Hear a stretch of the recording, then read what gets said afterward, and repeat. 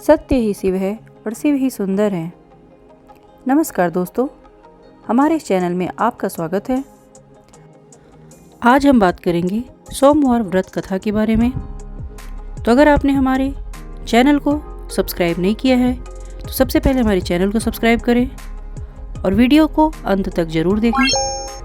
तो चलिए अब हम बात करते हैं सोमवार व्रत कथा के बारे में। तो यदि आप बाबा भोलेनाथ के आशीर्वाद के लिए आप सोमवार का व्रत कर रहे हैं तो आप शिव व्रत कथा अवश्य पढ़ें। जैसा कि सोमवार का दिन शंकर भगवान को समर्पित है, आज ही के दिन भोलेनाथ को प्रसन्न करने के लिए विशेष पूजा अर्चना की जाती है। कुछ लोग इस दिन व्रत भी करते हैं ताकि शिव की विशेष कृपा उन्हें प्राप्त हो। बाबा भोलेनाथ के आशीर्वाद के लिए आप सोमवार का व्रत कर रहे हैं तो शिव व्रत कथा को पढ़कर या सुनकर इस उपवास को पूरा करें। नारद पुराण के अनुसार सोमवार व्रत में व्यक्ति को प्रातः स्नान करके शिव जी को जल और बेलपत्र चढ़ाना चाहिए तथा शिव गौरी की पूजा करनी चाहिए। शिव पूजन के बाद सोमवार व्रत कथा सुननी चाहिए। इसके बाद केवल एक समय ही भोजन करना चाहिए।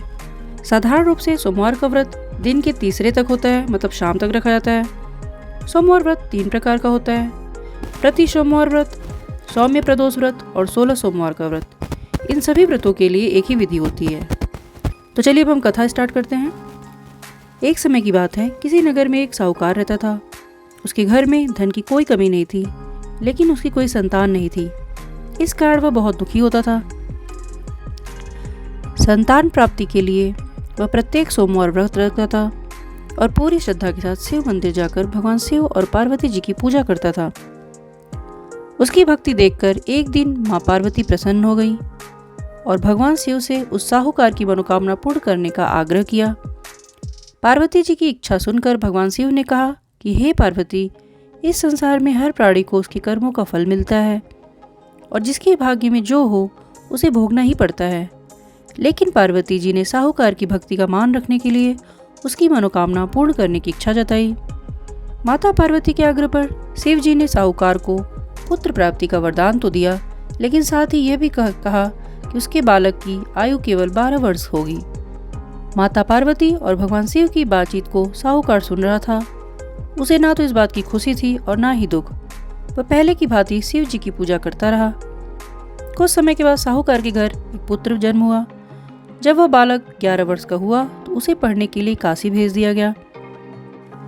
साहूकार ने पुत्र के मामा को बुलाकर उसे बहुत सारा धन दिया और कहा कि तुम इस बालक को काशी विद्या प्राप्ति के लिए ले जाओ और मार्ग में यज्ञ कराना। जहाँ भी यज्ञ कराओ वहाँ ब्राह्मणों को भोजन कराते और दक्षिणा देते हुए जाना। दोनों मामा भांजे इसी तरह यज्ञ कराते और ब्राह्मणों को दान दक्षिणा देते काशी की ओर चल पड़े। रात में एक नगर पड़ा जहाँ नगर के राजा की कन्या का विवाह था, लेकिन जिस राजकुमार से उसका विवाह होने वाला था वह एक आंख से काना था। राजकुमार के पिता ने अपने पुत्र के काना होने की बात को छुपाने के लिए एक चाल सोची। साहूकार के पुत्र को देखकर उसके मन में एक विचार आया। उसने सोचा, क्यों न इस लड़के को दूल्हा बनाकर राजकुमारी से विवाह करा दूं। विवाह के बाद इसको धन देकर विदा कर दूंगा और राजकुमारी को अपने घर ने नगर लेके जाऊंगा। लड़के को दूल्हे के वस्त्र पहनाकर राजकुमारी से विवाह करा दिया गया, लेकिन साहूकार का पुत्र ईमानदार था। उसे यह बात न्याय संगत नहीं लगी। उसने अवसर पाकर राजकुमार की चुन्नी के पल्ले पर लिखा कि तुम्हारा विवाह तो मेरे साथ हुआ है, लेकिन जिस राजकुमार के संग तुम्हें भेजा जाएगा वह एक आंख से काना है। जब राजकुमारी ने चुन्नी पर लिखी बातें पढ़ी तो उसने अपने माता पिता को यह बात बताई। राजा ने अपनी पुत्री को विदा नहीं किया, जिससे बारात वापस चली गई। दूसरी ओर साहूकार का लड़का और उसका मामा काशी पहुंचे और वहां जाकर उन्होंने यज्ञ किया। जिस दिन लड़के की आयु 12 साल की हुई उसी दिन यज्ञ रखा गया। लड़के ने अपने मामा से कहा कि मेरी तबीयत कुछ ठीक नहीं है। मामा ने कहा कि तुम अंदर जाकर सो जाओ। शिव जी के वरदानुसार कुछ ही देर में उस बालक के प्राण निकल गए। मृत भांजे को देख उसके मामा ने विलाप शुरू किया। संयोगवश उसी समय शिव जी और पार्वती उधर से जा रहे थे। पार्वती ने भगवान से कहा, स्वामी, मुझे इसके रोने के स्वर सहन नहीं हो पा रहे हैं। आप इस व्यक्ति के कष्ट को अवश्य दूर करें। जब शिव जी मृत बालक के समीप गए तो वह बोले कि यह उसी साहूकार का पुत्र है जिसे मैंने 12 वर्ष की आयु का वरदान दिया। अब इसकी आयु पूरी हो चुकी है। लेकिन मातृभाव से विभोर माता पार्वती ने कहा कि हे महादेव, आप इस बालक को और आयु देने की कृपा करें, अन्यथा इसके वियोग से इसके माता पिता भी तड़प तड़प कर मर जाएंगे।